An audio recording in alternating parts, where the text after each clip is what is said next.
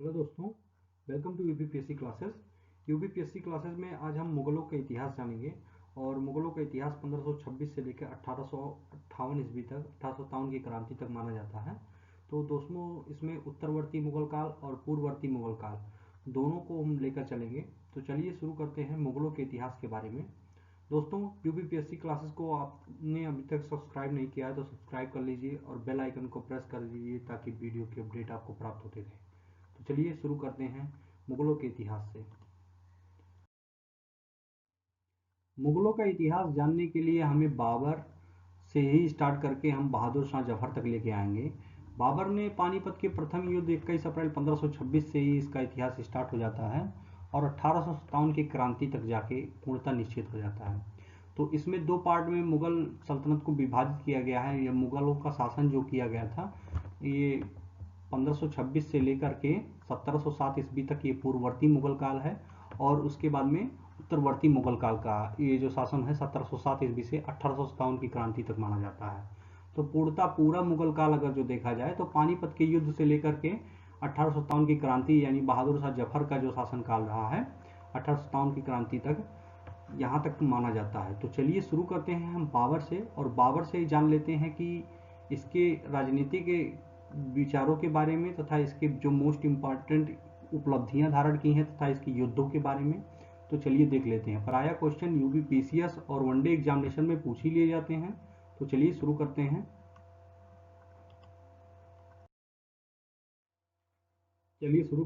जहीरुद्दीन मोहम्मद बाबर, जिसका शासनकाल 1526 से लेकर 1530 ईस्वी तक है।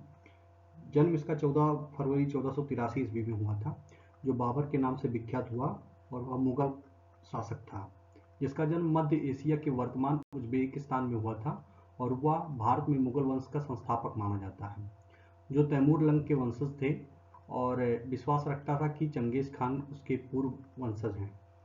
इसने सरपुल का भी युद्ध लड़ा था जो 1501 ईस्वी में है। यह युद्ध बाबर और समरकंद के तत्कालीन शासक सहवानी खां के बीच में लड़ा गया था। इस युद्ध में बाबर पराजित हो गया था और वह फिर काबुल चला गया था। इस युद्ध में पूर्व जो समरकंद पर अधिकार कर लिया था, इसमें बाबर ने कई बार अधिकार कर लिया था। वह एक बार समरकंद पर अधिकार कर लिया था जो 1497 ईस्वी के आसपास में किया गया था। इसने बाबरनामा में भी लिखा भी है कि इसकी समरकंद पर शासन करने की इच्छा पूरी नहीं हुई थी। तो चलिए देख लेते हैं नेक्स्ट पॉइंट। काबुल के शासक के रूप में बाबर ने 1504 ईस्वी में राजनीतिक स्थितियों का फायदा उठाकर काबुल और गजनी पर वर्तमान अफगानिस्तान का जो क्षेत्र है उस पर अधिकार कर लिया था। काबुल में बाबर को दो तोपची मिले थे। पहले का नाम था उस्ताद अली कुली और दूसरे का नाम था मुस्तफ़ा रूमी मिले थे। तो इन दोनों का इस्तेमाल अपने युद्धों में आगे चल कर करता है।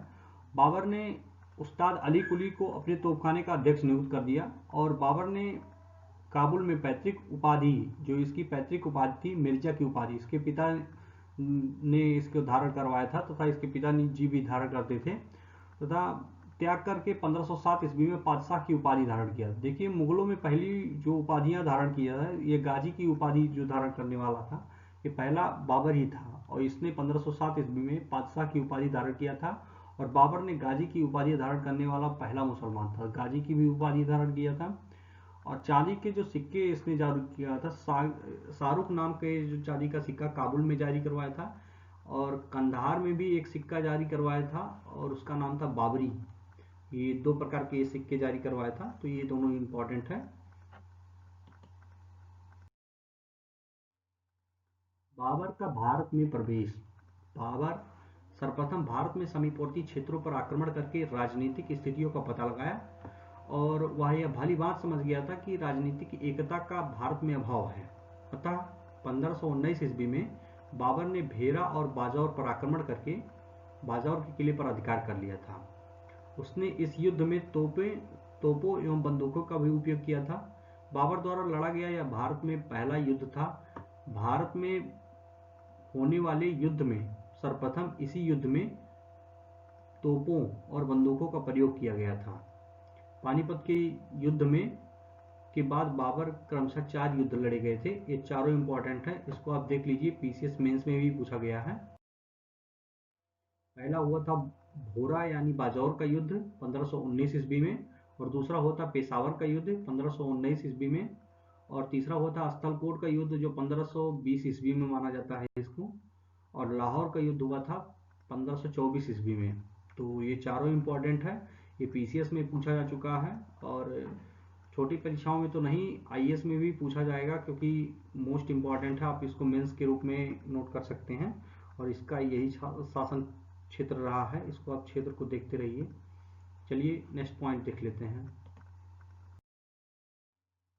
पानीपत का पहला युद्ध 21 अप्रैल 1526 को लड़ा गया था। इसके जो पक्ष हुए थे, दो पक्ष में लड़ा गया था, बाबर और इब्राहिम लोदी के बीच में। इसमें बाबर विजयी हुआ था, और इसने बाबर विजयी होकर पहली बार भारत में मुगल वंश की नींव डाल दिया है। तो बाबर ने इब्राहिम लोदी को पराजित कर युद्ध भूमि में मार डाला था, और इब्राहिम लोदी के साथ युद्ध लड़ते हुए ग्वालियर के शासक विक्रमजीत सिंह भी युद्ध में मारे गए थे। बाबर ने हुमायूं को आगरा पर अधिकार करने के लिए दिल्ली भेज दिया था, और इसके बाद में वह स्वयं दिल्ली पर अधिकार कर लिया था। बाबर ने काबुल के सैनिकों को एक एक चांदी के सिक्के भी प्रदान किए थे। इस युद्ध में बाबर ने तुगलमा रण पद्धति यानी और उस्मानीकरण पद्धति का भी प्रयोग किया था। ये इम्पोर्टेंट है, पूछा गया है एक बार पीसीएस में। पानीपत के प्रथम युद्ध के बाद बाबर ने कलंदर की उपाधि प्रदान की थी। 21 अप्रैल 1526 को बाबर ने भारत में मुगल वंश की नींव डाली थी। तो देख लेते हैं, उत्तरी भारत में लड़ा गया, और इसने इस इलाके में मुगल साम्राज्य की नींव रखी थी। और यह उन लड़ाइयों में से एक थी जिसमें बारूद, आग्नेय अस्त्र और मैदानी तोपखाने की लड़ाई भी शामिल किया गया था। सन 1526 ईस्वी में काबुल के तैमूरी शासक जहीरुद्दीन मोहम्मद बाबर की सेना ने दिल्ली के सुल्तान इब्राहिम लोदी की एक ज़्यादा बड़ी सेना के युद्ध में परास्त कर दिया था। तो देख लेते हैं नेक्स्ट पॉइंट। युद्ध 21 अप्रैल को पानीपत के नामक एक छोटे से गांव में लड़ा गया था, और जो वर्तमान भारतीय राज्य हरियाणा में स्थित है। पानीपत वो स्थान है जहां 12वीं शताब्दी के बाद उत्तर भारत के नियंत्रण में लेकर कई लड़ाइयाँ लड़ी गई थी। तो ये कुछ इसके मोस्ट इम्पॉर्टेंट पार्ट रहे हैं। इसके बाद में इसके नेक्स्ट युद्ध के बारे में देख लेते हैं। चलिए अगला पार्ट देख लेते हैं। खानवा का युद्ध 16 मार्च 1527। खानवा का युद्ध 16 मार्च 1527 को आगरा से 35 किमी दूर खानवा नामक गांव में बाबर एवं मेवाड़ के राजा राणा सांगा के मध्य लड़ा गया था। पानीपत के युद्ध में बाबर द्वारा लड़ा गया यह दूसरा युद्ध था, जो 16 मार्च 1527 को लड़ा गया था बाबर एवं राणा संग्राम सिंह के बीच में। परिणाम क्या हुए थे? बाबर इसमें विजयी हो गया था, और राणा संग्राम सिंह की पराजय हो गई थी। यह युद्ध फतेहपुरी सिकरी के पास में खानवा नामक एक ग्राम में हुआ था, जो मैंने आपको बता दिया है। नज़दीकी बाबर ने राणा सांगा के बीच में जो लड़ा गया था, ये सहयोगी उसमें चंदेरी के शासक मेदिनी राय भी थे। राणा सांगा के साथ पराजित हो गए थे, और चंदेरी चला गया था। बाबर इस युद्ध में पूर्व तमगा यानी व्यापारिक कर को समाप्त कर दिया था, और जिहाद, ये इंपॉर्टेंट है, जिहाद का नारा दिया था। खानवा के युद्ध के बाद बाबर ने गाजी की उपाधि धारण किया था, और खानवा के युद्ध के बाद भारत में मुगल वंश की वास्तविक नींव पड़ी थी। तो ये मोस्ट इम्पॉर्टेंट है, इसको आप चाहें तो नोट कर सकते हैं। खानवा युद्ध के बाद में ही बाबर ने भारत में मुगल वंश की नींव डाली थी।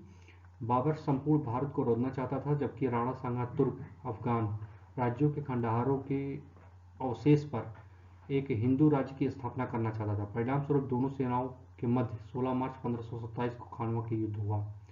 तो ये मोस्ट इम्पॉर्टेंट है। इस युद्ध में राणा सांगा के साथ महमूद लोदी भी रहे। युद्ध में राणा के संयुक्त मोर्चा की खबर पर बाबर के सैनिकों का मनोबल गिरने लगा। बाबर ने सैनिकों को उत्साह बढ़ाने के लिए शराब पीने और बेचने पर प्रतिबंध की घोषणा कर शराब के सभी पात्रों को तोड़वाकर शराब पीने की कसम ली। उसने मुसलमानों को तमगा कर, वो मैंने आपको बता दिया, तमगा कर लेने की घोषणा की थी। तमगा कर एक प्रकार का व्यापारिक कर होता था, जिससे राज्य द्वारा लगाया जाता था। इस तरह खानवा के युद्ध में पानीपत का युद्ध रणनीति का उपयोग करते हुए बाबर ने राणा सांगा को विरुद्ध एक सफलता हासिल की थी। तो ये मोस्ट इम्पॉर्टेंट है। कालांतर में अपने किसी सामंत द्वारा विष दिए जाने के कारण राणा सांगा की मृत्यु हो गई थी। खानवा युद्ध को जीतने के बाद बाबर ने गाजी की उपाधि धारण की थी।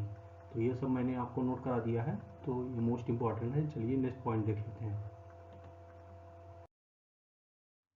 चंदेरी का युद्ध 29 जनवरी 1528 ईस्वी में मुगल तथा राजपूतों के मध्य लड़ा गया था। खानवा युद्ध के पश्चात राजपूतों की शक्ति पूरी तरह से नष्ट हुई थी, इसलिए बाबर ने चंदेरी के युद्ध में शेष राजपूतों के खिलाफ था। इस युद्ध में राजपूतों की सेना का नेतृत्व मेदिनी राय कर रहा था। इस युद्ध में मेदिनी राय पराजय हुआ और युद्ध पश्चात मेदिनी राय ने बाबर की अधीनता स्वीकार कर ली थी और महिलाएं जौहर कर ली थी, यानी सामूहिक आत्महत्या कर ली थी। यह ग्वालियर में लड़ा गया था, चंदेरी नामक स्थान पर। बाबर और मेदिनी राय के बीच में लड़ गया था। इसमें बाबर की जीत हुई थी और मेदिनी राय की पराजय हुई थी। जो शेरशाह सूरी था वो बाबर का ही साथ दिया था उसमें। ग्वालियर में स्थित चंदेरी नामक जो किला था, वहाँ का शासक था मेदिनी राय। मेवाड़ के शासक राणा सांगा की अधीनता में रहकर शासन किया था। बाबर ने खानवा के युद्ध के पश्चात मेदिनी राय को संदेश भेजा था कि तुम चंदेरी के किला मुगलों के अधीन कर दो और राज्य की अधीनता स्वीकार कर लो।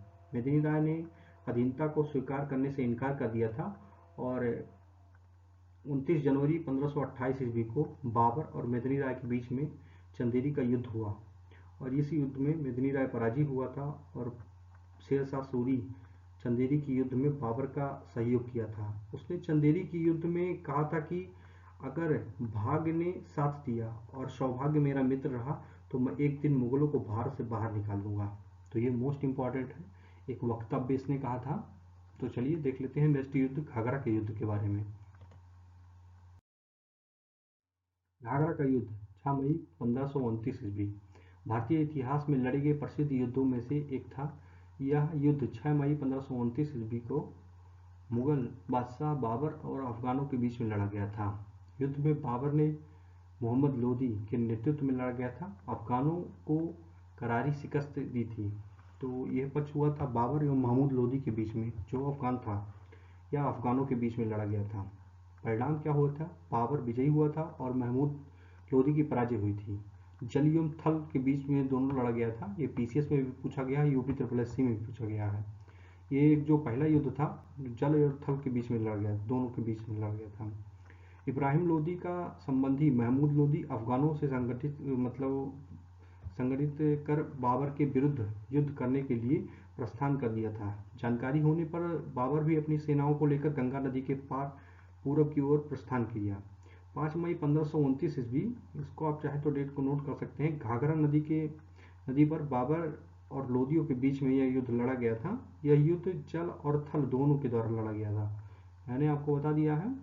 तो ये मोस्ट इम्पॉर्टेंट है।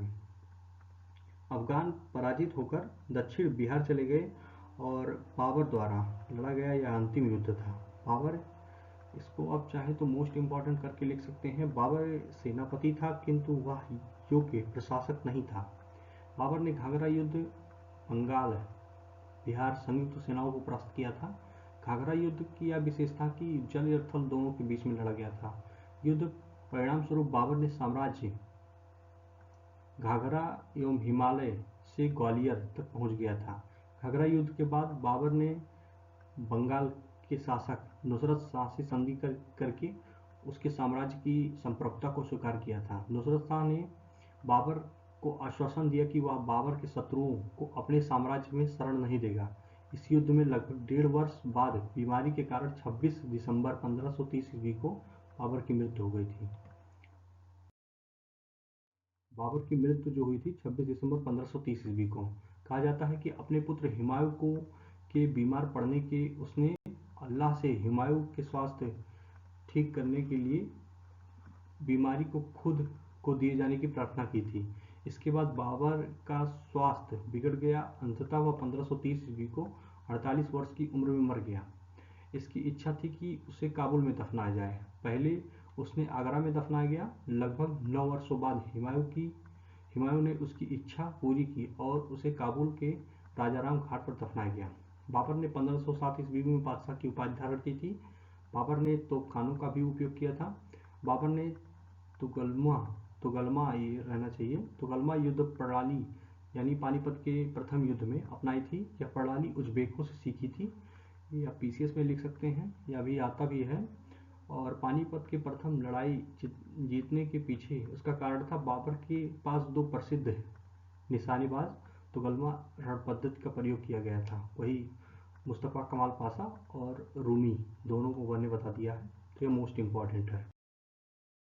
दोस्तों यूपीपीएससी क्लासेस को आपने अभी तक सब्सक्राइब नहीं किया तो सब्सक्राइब कर दीजिए और बेल आइकन को प्रेस कर दीजिए ताकि वीडियो की अपडेट आपको प्राप्त होती रहे। तो चलिए दोस्तों, मिलते हैं नेक्स्ट वीडियो में।